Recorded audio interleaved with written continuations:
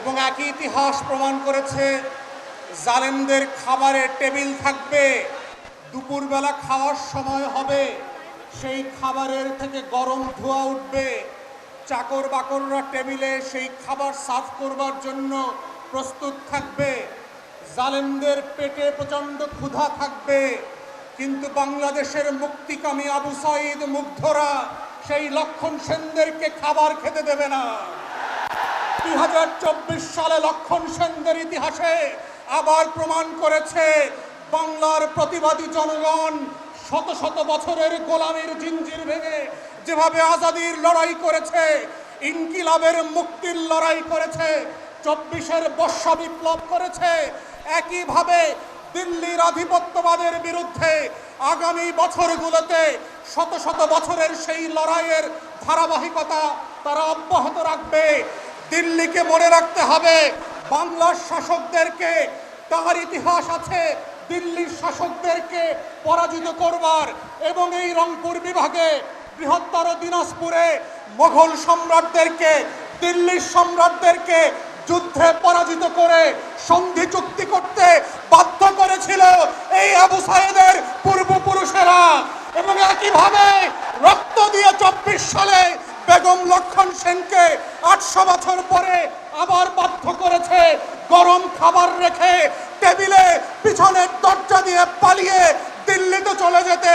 তাই আজকে যারা রংপুর নিয়ে ষড়যন্ত্র করছেন, মাথায় রাখবেন 24 যে দেশের জনগণের চোখ খুলে দিয়েছে, যেই 24 শত শত তরুণকে মৃত্যুর ভয় থেকে উঠায় এনে আজাদির স্বপ্ন দিয়েছে, যেই 24 প্রাণে প্রাণে নতুন স্লোগান শিখিয়ে দিয়েছে, ইনকিলাব ইনকিলাব ইনকিলাব ইনকিলাব ইনকিলাব ইনকিলাব। সেই জাতির মুক্তির লড়াই এক চৈতালি দিয়ে, কয়েকজন সনাতনী দিয়ে, পলাশবাড়িতে মন্দির করে আপনারা তাদের স্বাধীনতা।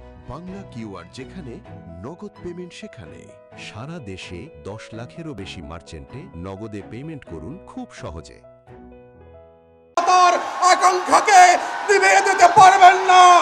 যদি চেষ্টা করেন আবার মুগ্ধরা ফিরে আসবে, আবার আবু সাঈদরা ফিরে আসবে, আবার নাহিয়ানরা ফিরে আসবে, আবার বাংলাদেশে নতুন করে লক্ষণ সেনের পালিয়ে যাওয়ার ইতিহাস রচিত হবে। অতএব যারা যে আধিপত্যবাদী শক্তি বাংলাদেশের দিকে শকুনের মতো করে তাকাচ্ছেন, আমরা আপনাদেরকে মনে করিয়ে দিতে চাই, আপনারাই প্রথম শকুন ছিলেন না। বাংলার জনগণ দশকের পর দশক, শতকের পর শতক হাজারো শকুনের রক্তচক্ষু উপেক্ষা করে, রক্ত দিয়ে আজাদির লড়াই করে এই বাংলার ইতিহাস করেছে।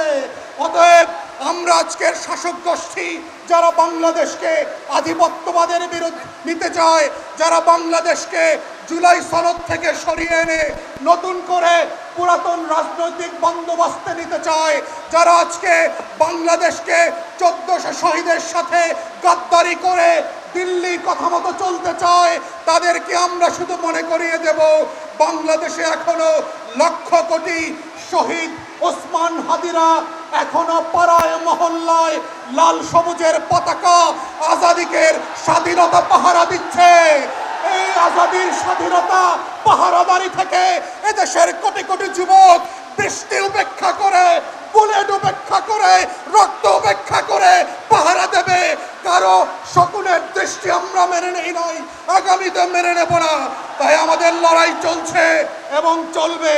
যারা সীমান্তে অস্থিরতা তৈরি করতে চাচ্ছেন, যারা গভীর রাতে পুশিং করতে চাচ্ছেন, যারা শুভেন্দু অধিকারী, হেমন্ত আর অমিত শাহের চোখ দিয়ে বাংলাদেশকে দেখতে চান, তাদেরকে বলবো চশমাটা বদলে ওসমান হাদির চোখ দিয়ে বাংলাদেশকে দেখেন। চশমাটা বদলে আবু সাঈদ মুগ্ধের চোখ দিয়ে বাংলাদেশকে দেখেন। বাংলাদেশ আওয়ামী যুগে আর ফেরত যাবে না, শেখ হাসিনা আর ফেরত আসবে না। আমরা সেই বাংলাদেশে নাই। অতএব এই মুক্তির লড়াই শত শত বছর ধরে যেভাবে চলেছে এবং চলবে, আমরা আমাদের স্বাধীনতা, সার্বভৌমত্ব, জাতীয় স্বার্থ এবং জনগণের আকাঙ্ক্ষা নিয়ে আমরা সবাই লড়ে যাব ইনশাল্লাহ।